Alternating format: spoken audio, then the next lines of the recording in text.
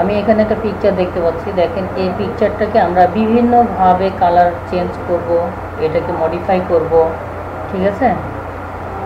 তো এই পিকচার নিব আমরা। পিকচারটা যদিও খুব একটা ভালো না, একটু ভালো রেজুলেশনে একটা পিকচার নিতে পারি আমরা।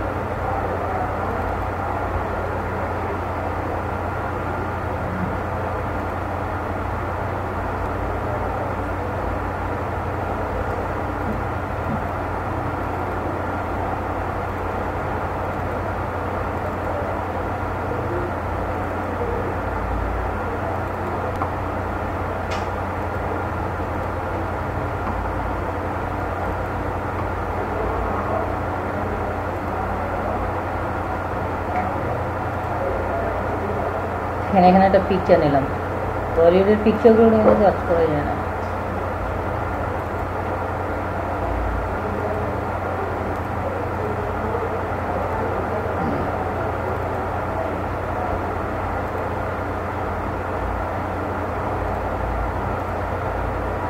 আচ্ছা, এই পিকচারটা নিলাম। হ্যাঁ, এখন দেখেন এই পিকচারটাকে আমরা বিভিন্নভাবে কালারিং করব, বা হচ্ছে দেখা যাচ্ছে যে এই পিকচারটার বিভিন্ন অংশ আমরা কতটুকু হাইলাইট করে দেখতে পারি সেগুলো আমরা দেখবো, অর্থাৎ অ্যাডজাস্টমেন্ট করবো আমরা।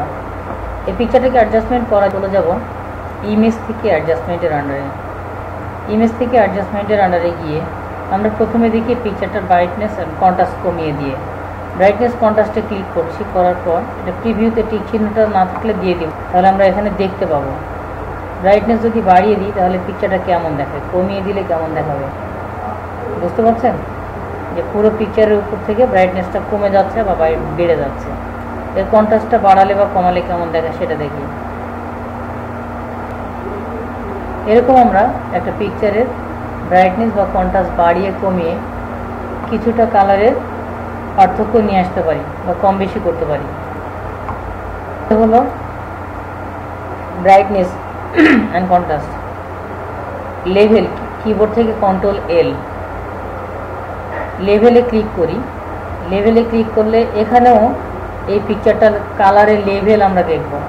যেমন দেখ, আমি যদি এই লেভেলটাকে টেনে এদিকে বাড়িয়ে দিই, আবার এটাকে টেনে এদিকে বাড়িয়ে দিই বা কমিয়ে দিই, তাহলে কী হবে, এর কালারের লেভেলটা কম বেশি হচ্ছে। বোঝা যাচ্ছে? দেখেন তো, আমরা এভাবে লেভেল কমিয়ে বাড়িয়ে দিয়ে ব্রাইটনেসটা কমিয়ে বা বাড়িয়ে দেখতে পারি। ইমেজ থেকে অ্যাডজাস্টমেন্টের আন্ডারে কার্ভস, যেটা কন্ট্রোল এম চাপলে আসে, কার্ভসে ক্লিক করি। ক্লিক করলে এখান থেকেও আমরা এই পিকচারের ব্রাইটনেসটা বাড়িয়ে বা কমিয়ে নিয়ে দেখতে পারি। জাস্ট আমি এটাকে যদি ক্লিক করে এইদিকে টানি তাহলে ব্রাইটনেসটা বাড়বে। আমি যদি নিচের দিকে টানি তাহলে কালারের ডিপনেসটা বাড়বে, ব্রাইটনেসটা কমবে। বোঝা যাচ্ছে? দেখেন তো, এটা হচ্ছে কার্ভসের কাজ। ইমেজ থেকে অ্যাডজাস্টমেন্টের মধ্যে চলে আসি, ভাইব্রেন্স দেখি।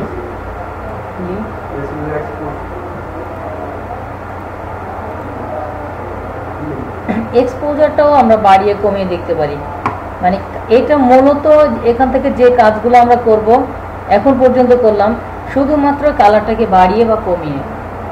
দেখেন এক্সপোজারটা দিয়ে দিই, বুঝতে পারছেন? নিজেদের ইচ্ছা মতো আমরা এগুলো কম বেশি করে নিতে পারি। তারপর থেকে অ্যাডজাস্টমেন্টের মধ্যে ভাইব্রেন্সে আসি, এইখানেও একই ধরনের কাজ হবে। যদি একটু বাড়াই বা কমাই কিছুটা পরিবর্তন আসবে। কিন্তু এবার মনে হচ্ছে সাদা কালো পিকচারটা। আমি ডিস্যাচুরেশন দেখিয়েছিলাম, মনে পড়ে? ডটজি স্মার্ট জি টুলের কাজ স্পঞ্জ টুলের কাজ যখন দেখিয়েছিলাম তখন স্পঞ্জ টুলের কাজ দেখাতে গিয়ে ডিস্যাচুরেট দেখিয়েছিলাম। ডিস্যাচুরেট করলে কীরকম হয়, এরকম হয়ে যায়। স্যাচুরেট করলে এরকম হবে, ডিস্যাচুরেট করলে এরকম হবে। মানে এইটাকে বাড়ালে তখন স্যাচুরেট হয়ে যায়, নিচের দিকে করলে ডিস্যাচুরেট হয়ে যায়। পিকচারে কালার ভাইব্রেন্সি থেকে ইয়ে করা হবে, হিউ দিয়ে করা হবে। জি, আমরা হিউ করব নির্দিষ্ট কোনো জায়গার উপরে। দেখেন ইমেজ অ্যাডজাস্টমেন্টের মধ্যে এসে হিউম্যান স্যাচুরেশন চলে আসছে। হিউম্যান স্যাচুরেশন কন্ট্রোল ইউ, তাই না? হিউম্যান স্যাচুরেশনে এসে এই আছে একরকম হয়ে যাবে আরেক রকম,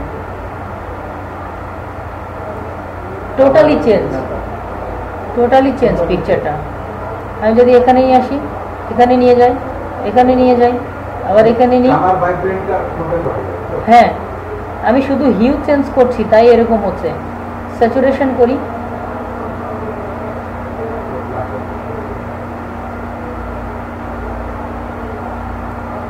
বুঝতে পারছেন পরিবর্তনটা? সাপোজ আমি চাচ্ছি যে শুধু এর কোন এক নির্দিষ্ট জায়গায় কালার চেঞ্জ করব, তাহলে আমরা তো জানি কন্ট্রোলের কাজ, তাই না? যে নির্দিষ্ট একটা জায়গায় ক্লিক করব যে এই জায়গাটা আমি হিউ বা স্যাচুরেশন করব, তাহলে ক্লিক করে এখান থেকে আমরা অ্যাডজাস্টমেন্টের মধ্যে গিয়ে হিউ স্যাচুরেশনে গিয়ে আমি ওই কালার শুধু চেঞ্জ করব। দেখেন চেঞ্জ হয়ে যাচ্ছে। যদি ওকে দিই তাহলে কি হবে, কন্ট্রোল ডি চাপি, ওই জায়গাটার কালার আলাদা লাগছে। হ্যাঁ, এইভাবে আমরা সিলেক্ট করে পুরোটাই চেঞ্জ করে ফেলতে পারবো। Colour replacement.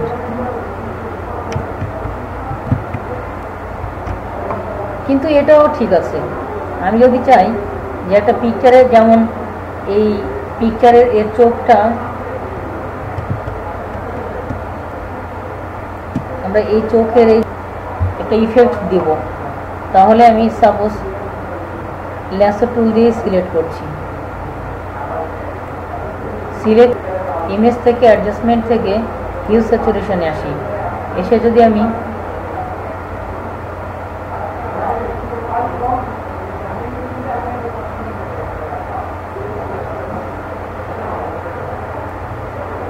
হিউ বা স্যাচুরেশন বাড়িয়ে কমিয়ে দিই, তাহলে যেটা ঘটবে ওই জায়গাটা কালারের পরিবর্তন হবে।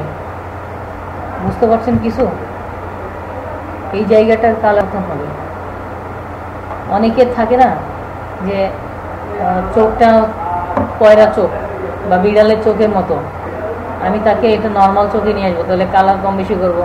অথবা একজনের চোখ আছে নর্মাল, আমি একে বিড়ালের চোখের মতো কালার করে নিয়ে আসবো, তাহলে যেটা করবো সেটা হচ্ছে ওই চোখ খুব ভালো বোঝা যাচ্ছে না এখানে, তাই না? একটা মানে খুব পরিষ্কার পিকচার হলে কাজটা আরো ক্লিয়ার হয়। আমি জাস্ট দেখাচ্ছি, সিলেক্ট করলাম করে হিউ স্যাচুরেশনে চলে যাচ্ছি। ইমেজ থেকে অ্যাডজাস্টমেন্টের আন্ডারে hue and saturation. Hue and saturation এখান থেকে আমরা যখন দেখেন তো কালার চেঞ্জ হচ্ছে।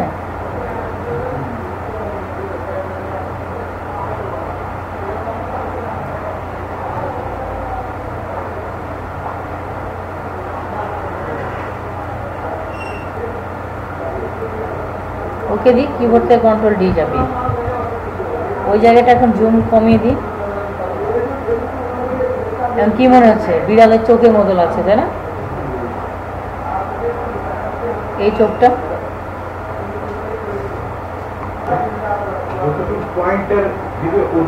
অতটুকের উপরেই কাজ করবে, যতটুকু সিলেক্ট করব, যতটুকু সিলেক্ট থাকবে ততটুকু। আমি কোনো কিছু সিলেক্ট না করে যদি কাজটা করি তাহলে পুরো পিকচারের উপরে অ্যাপ্লাই হবে। এর আগেও দেখছি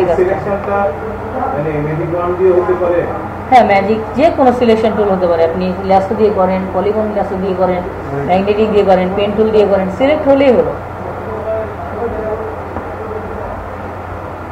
ইমেজ থেকে অ্যাডজাস্টমেন্টের মধ্যে আমরা আরো কিছু কাজ দেখি, যেমন কালার ব্যালেন্স। কালার ক্লিক করলেও এখান থেকে আমরা কালার ব্যালেন্স করতে পারি।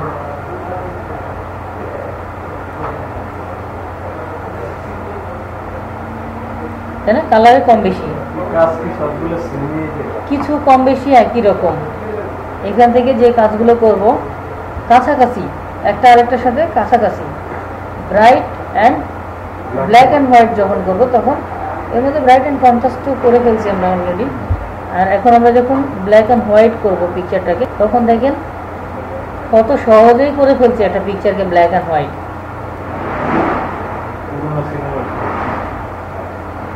হ্যাঁ, এটা তো মনে হচ্ছে যে পুরোনো রাতের একটা সিন করে ফেলছে না? এটা রাতের একটা সিন ক্রিয়েট হয়ে গেছে এখানে, যে ওদের শরীরে আলো পড়ছে, পিছনে কিছু দেখা যায় না, পুরোটা কালো।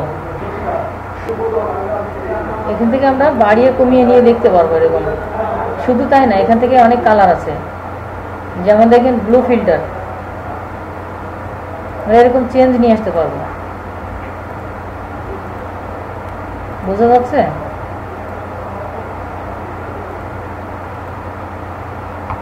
এটাকে আমরা এইভাবে চেঞ্জ নিয়ে আসতে পারবো এর মধ্যে, পিকচারটার মধ্যে চেঞ্জ দেখতে চাই।